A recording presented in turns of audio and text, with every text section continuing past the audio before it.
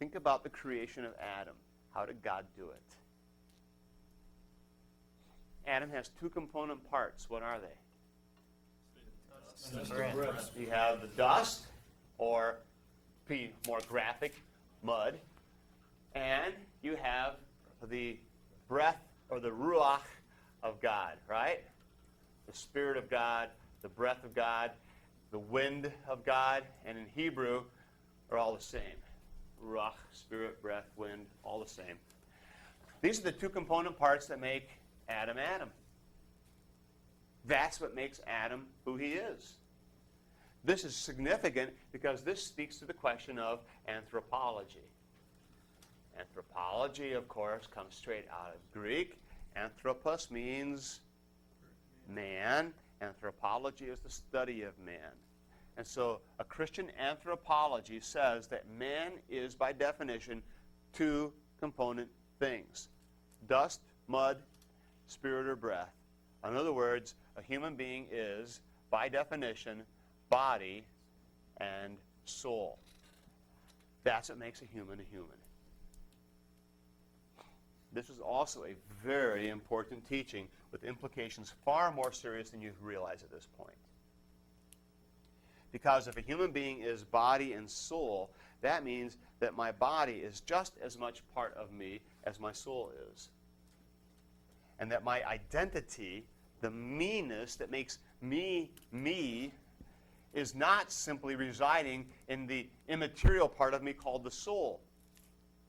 The me-ness of me is me as human, and human is, by definition, body and soul together.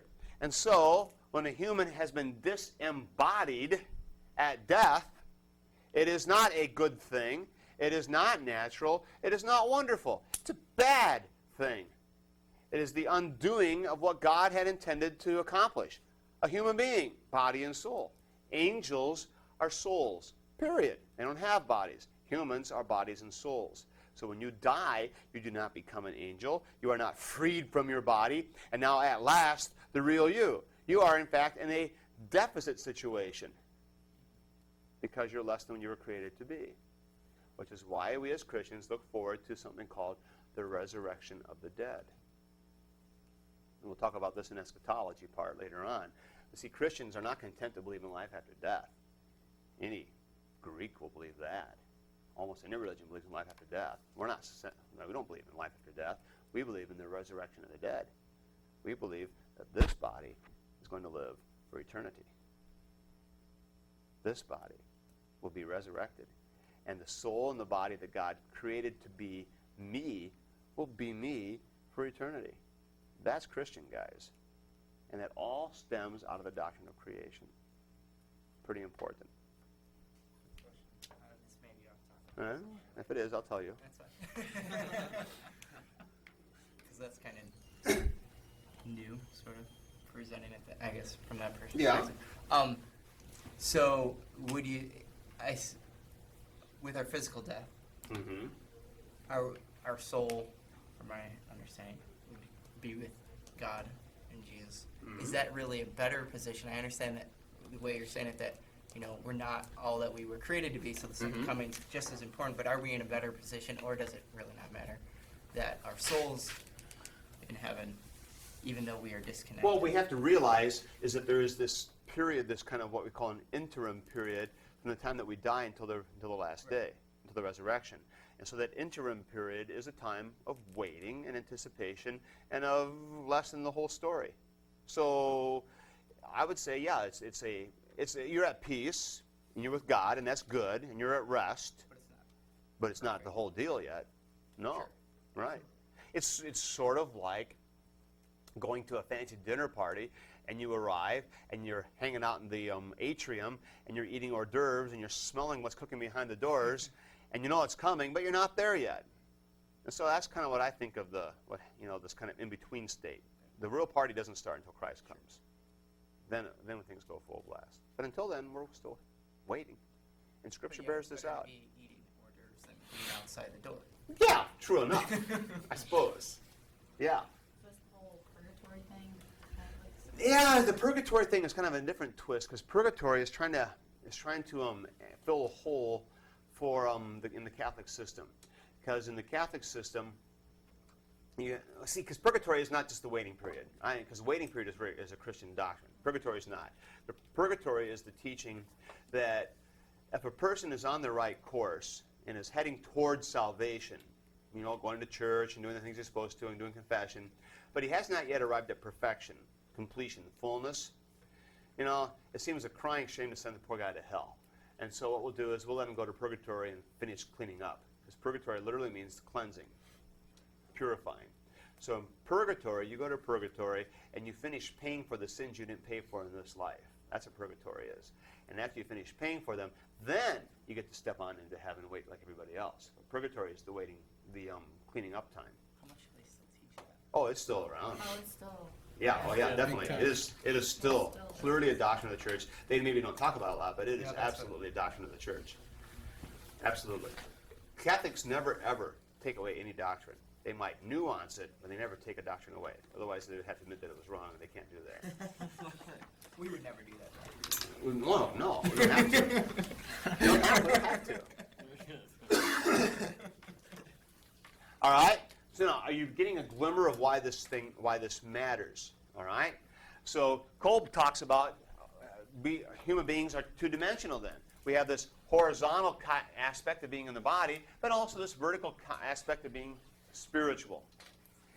But I would emphasize that the identity, what makes you you, is bound up in both of them. So this also goes to contemporary practices. You go to the funeral, and what does the mom tell the kid? Oh, don't feel so sad. That's not Grandpa. That's just Grandpa's shell. It's not true. That's a lie. It's not true. That's Grandpa. He's dead. It's a bad thing. We're sad. Grandpa's soul is with Jesus now. He's at peace. He's okay.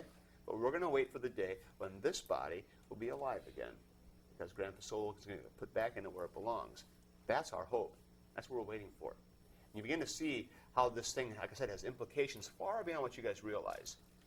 The idea that we somehow escape from the body and are set free now to, float around the dry ice fog of heaven with our harp in hand. This is Greek thinking, guys. It's Socrates. It's the spiritual being better than the material. It's flat out wrong. Just dead wrong. Yeah. Okay. You just said that was Grandpa and everything. The child's automatic response is going to be, so Grandpa gets to spend all eternity as an old, fat, wrinkled, bald, blotchy-looking guy. Grandpa's going to be Grandpa for eternity. What he's going to look like, God will take care of that.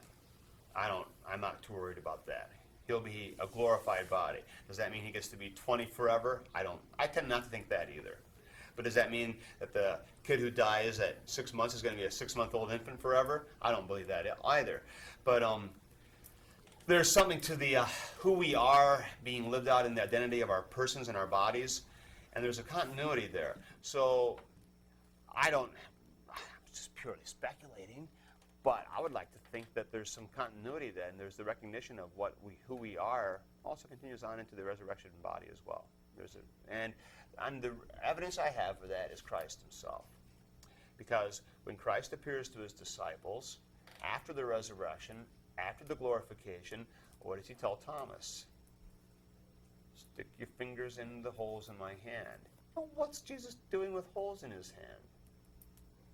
Why has he got a hole in his side? Isn't he resurrected? Isn't he glorified? What's the deal here? Well, you see, the holes in his hands and the holes in his side are the very reason for his glorification and for the glory that he has. And they're part of who he is. In the book of Revelation, when the Lamb is on the throne, it is the Lamb having been slain. You see, the scars are part of who he is, part of his identity. And I think there's something to that with us as well. What we live, what we endure, what we experience becomes part of what we are.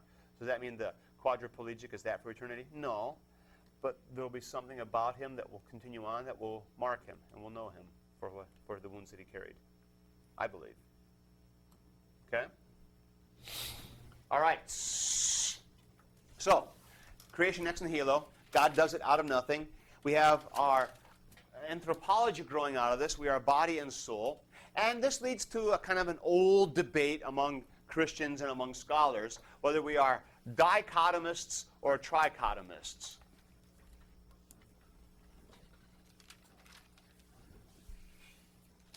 Oops. Dichotomists or trichotomists? A dichotomist says a human being is body and soul, and that's all she wrote. A trichotomist says a human being is body, soul, and spirit. Which one is scriptural? Actually, both of them are. That's the problem. All right? They're both scriptural. We've got stuff in the Bible that talks about body and soul.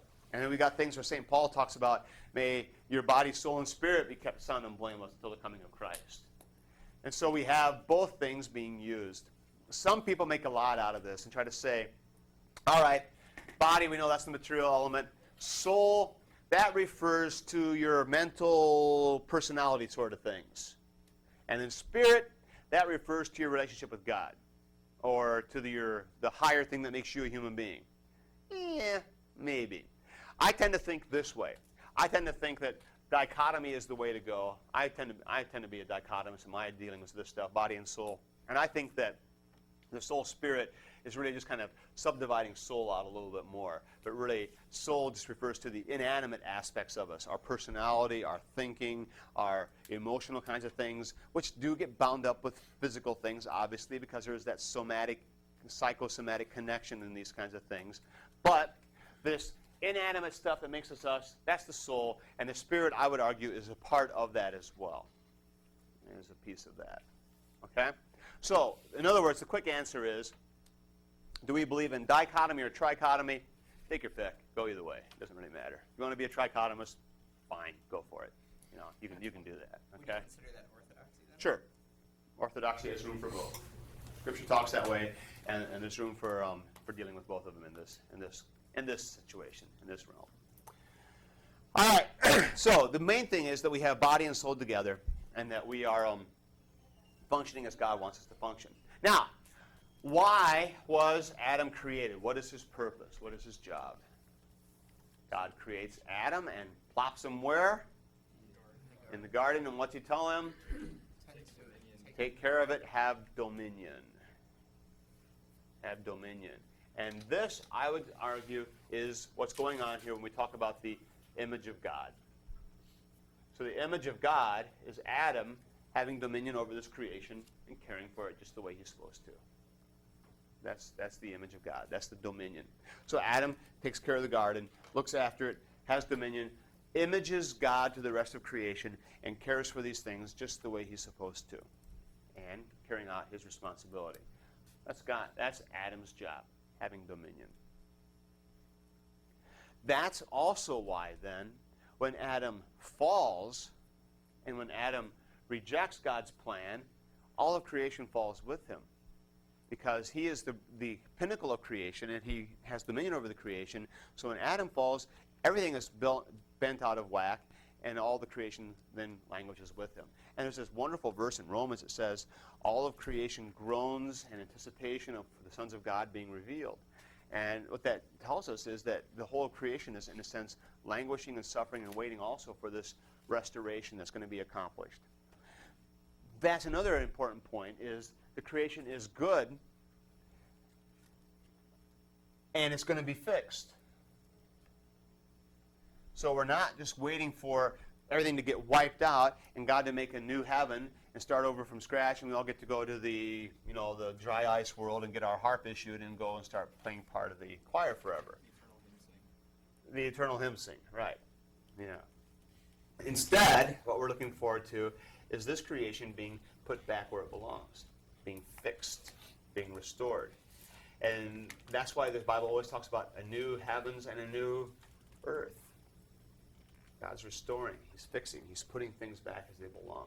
One of the writers who has done a really good job toying with this and experimenting with this and exploring this is C.S. Lewis. All right? And he touches on it a little bit in the Chronicles of Narnia, but where he really does this stuff nicely is in the Space Trilogy. And you guys read that? Out of the Silent Planet, Paralandra, and That Hideous Strength. How many of you have read any of those? Only one of you. All right. required reading. You have a week and a half in August when you got nothing else to do, and you get done with this class before regular classes start. Track down C.S. Lewis, and the first book to read is called Out of the Silent Planet.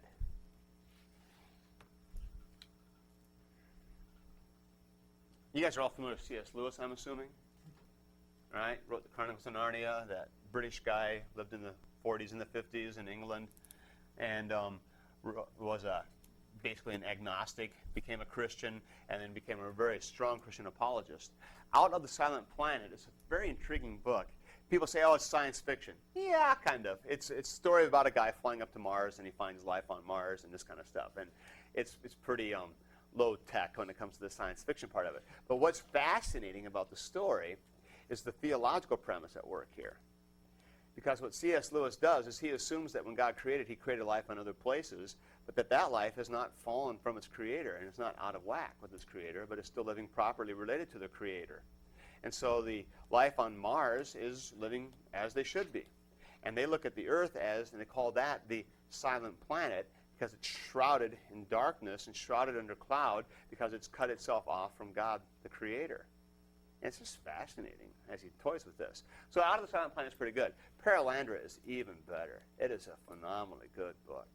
Because in Perelandra, they go to Venus, and Venus is a situation where you have an Adam and an Eve character who have not yet fallen and are being tempted. And it's just fascinating, the theology of it. So I really strongly encourage you to take a look at these and read them. They're just loaded with really very cool stuff. And they're fun to read, too. And then, when you get down to those three, and then That Hideous Strength, it takes a different genre altogether, but it kind of summarizes all these, and very cool stuff on the whole autonomy of man and what makes man a man and the anthropological questions. Really good stuff going on here. And then you get done with the Space Trilogy. That's what this is called. It's the Space Trilogy. Then dig out and find The Great Divorce. Okay? Is that the one that's allegory, or is it the problem with pain?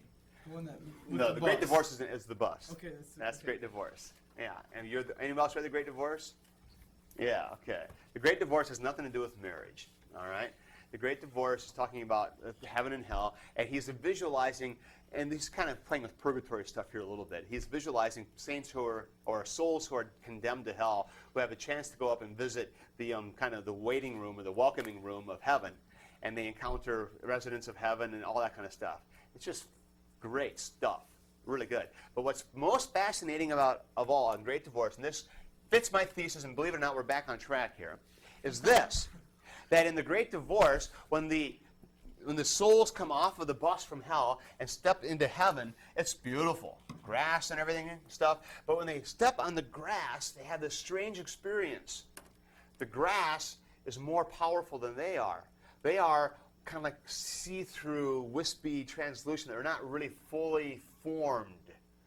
And the grass actually stabs them and hurts them because they can't bend it. You know, it's just like poking straight up, and they step on it, and they scream in pain because it hurts them because they haven't become substantial yet.